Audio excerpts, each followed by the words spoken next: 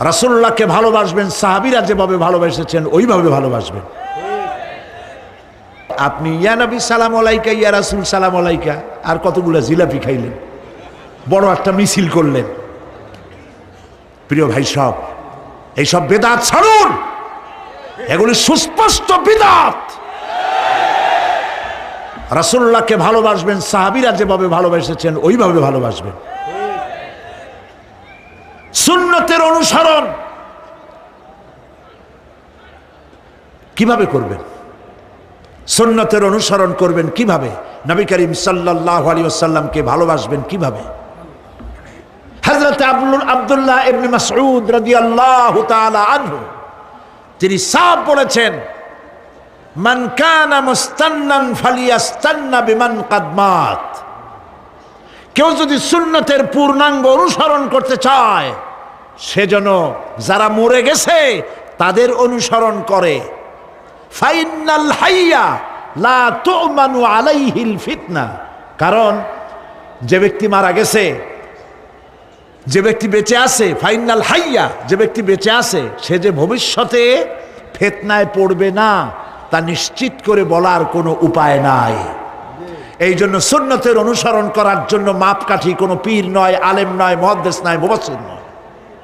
যে ব্যক্তি মারা গেছে তিনি হলেন সুন্নতের অনুসরণ তারই করতে হবে। তিনি কে? তারা কারা?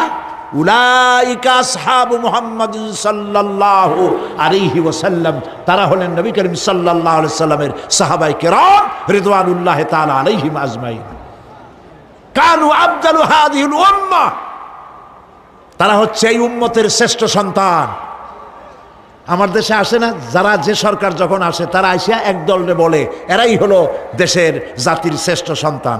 না, শ্রেষ্ঠ সন্তান তোমরা সার্টিফিকেট দিলে হবে না।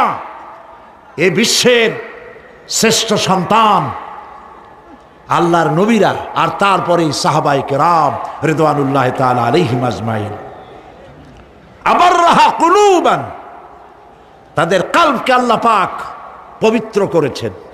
ওয়া আমাকাহা ইলমান, আর তাদেরকে গভীর ইলম দান করেছেন। ওয়া কাল্লাহা তাকাল্লুফান, আর সমস্ত রকমের বক্রতা থেকে তাদের কলিজাকে আল্লাহ পাক মুক্ত করে দিয়েছেন। ইখতারাহুমুল্লাহু লিসুহবাতি নবিয়্যিহি ওয়া লিইকামাতি দীনিহি। আল্লাহ পাক এই সব লোকদের, কাদের? সাহাবীদের, এই সব লোকদেরকে আল্লাহ বাছাই করেছিলেন মুহাম্মদ রাসূলুল্লাহ সাল্লাল্লাহু আলাইহি সাল্লামের সাহাবী হওয়ার জন্য। বাছাই করছে কে? আল্লাহ পাক নিজে বাছাই করেছেন রাসূলের সাহাবী হওয়ার জন্য। কি জন্য? লিকামতের দিন, আল্লাহ পাকের দিন প্রতিষ্ঠার জন্য। সেই জন্য প্রিয় ভাই সব, কিয়ামতের দিন সুপারিশ কেউ কিন্তু করতে পারবে না। সুপারিশ করতে পারবেন কেবলমাত্র কে? বলেন সবাই। আল্লাহ সুবহানাহু ওয়া তাআলা যাকে পারমিশন দিবেন তিনিই কেবল করতে পারবেন, আর কেউ সুপারিশ করতে পারবে না। সেই জন্য মনের থেকে, কলজা থেকে সমস্ত কথা উঠায় ফেলে ঈমান পোক্তা করুন। সেদিন কথা বলবার মতো ক্ষমতা আল্লাহর সামনে কারো হবে না। যিনি তাকে পারমিশন দিবেন তিনিই কেবল বলতে পারবেন।